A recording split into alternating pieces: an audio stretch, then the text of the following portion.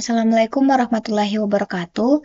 Perkenalkan, saya Salsananda dari Teknik Informatika Universitas Solo Oleo. Pada kesempatan hari ini saya akan mempresentasikan penelitian saya tentang chatbot informasi regulasi Kota Kendari berbasis hybrid BM25 Dense Retrieval dan Cross Encoder Re-ranking.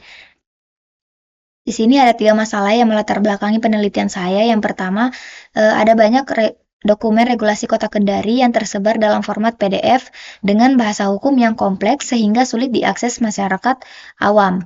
Yang kedua, penggunaan LLM seperti ChatGPT secara langsung berisiko menghasilkan halusinasi dan menjawab dengan percaya diri tapi tidak berdasarkan dokumen resmi.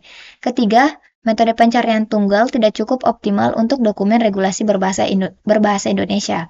Solusinya di sini saya membangun chatbot berbasis RAG yang menggabungkan hybrid retrieval dan cross encoder ranking agar jawaban selalu berdasarkan dokumen resmi. Nah, penelitian ini juga berlandaskan 4 konsep utama. Pertama, ada RAG dari Lewis et al.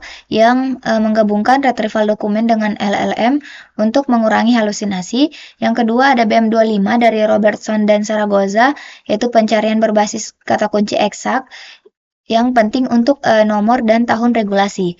Yang ketiga, ada dense retrieval menggunakan FAIS, yaitu pencarian berbasis kemiripan makna untuk query informal. Dan yang terakhir adalah cross encoder dari Nogueira Co. yang menilai relevansi query dan dokumen secara bersama untuk akurasi yang lebih tinggi. Nah, sistem ini juga dibangun melalui 6 tahapan.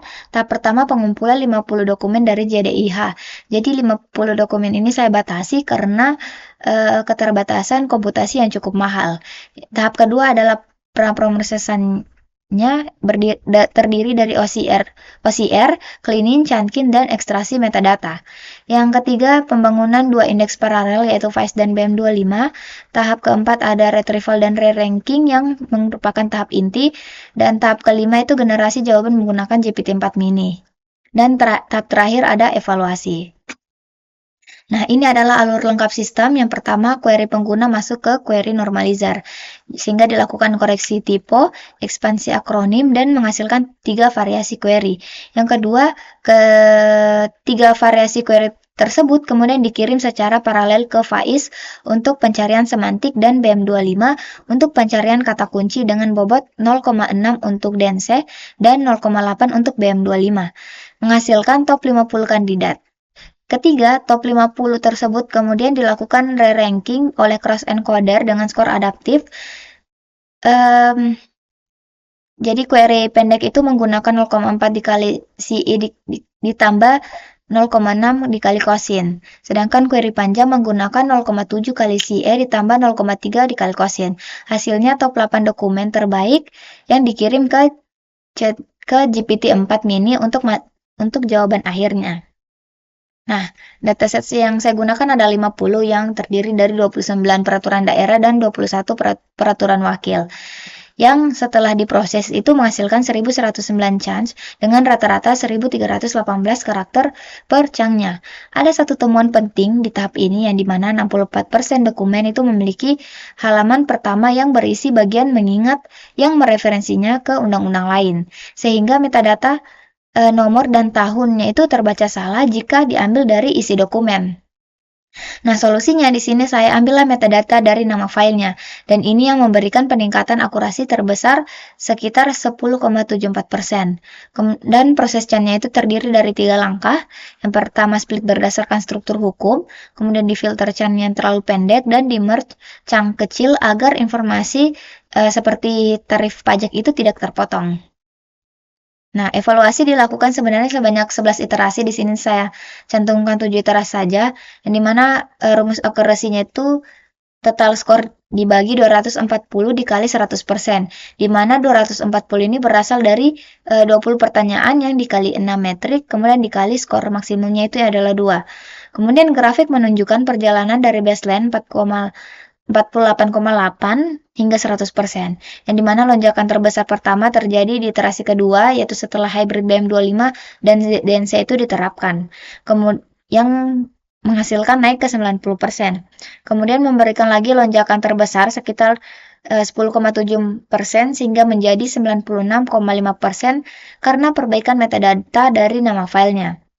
Kemudian cross encoder di iterasi sini 5 menaikkan lagi ke 98,3 dan terakhir merge Chang pendek itu di iterasi terakhir membawa sistem ke akurasi 100%. Pada evaluasi akhir, seluruh 6 metrik ini mencapai ke skor 100%. Nah, retrieval relevance di sini dinilai secara rule based. Yang dicek programatiknya apakah nomor dan tahun regulasinya itu benar muncul di konteks.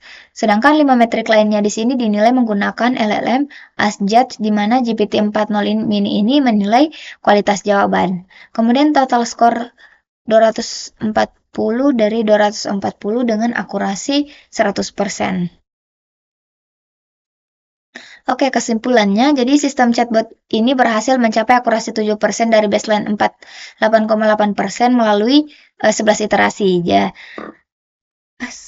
sebelumnya di sini sistemnya juga itu sudah diimplementasikan sebagai aplikasi web interaktif yang dimana halaman utamanya itu menampilkan sidebar Navi dengan static system, hero card, dan 4 sapability card. Pengguna jadi bisa mengetik pertanyaan di kolom input dan mendapatkan jawaban real-time lengkap dengan sumber regulasi yang dijadikan dasar hukum. Sistem juga sudah di-deploy menggunakan Streamlit Cloud dan bisa diakses secara publik.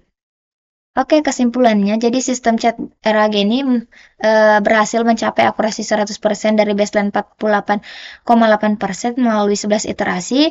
Kontribusi terbesarnya itu adalah perbaikan dari metadata dari nama file dan penerapan hybrid BM25 DNS retrieval yang terbukti lebih unggul dari metode retrieval tunggal. Untuk penelitian selanjutnya, saya menyarankan pengembangan model embedding khusus domain hukum Indonesia dan mekanisme retrieval lintas dokumen, serta antarmuka navigasi langsung ke sumber regulasinya. Oke, mungkin itu saja yang bisa saya jelaskan. Kurang lebihnya mohon dimaafkan, saya akhiri dengan kata wabillahi taufiq wal hidayah. Assalamualaikum warahmatullahi wabarakatuh.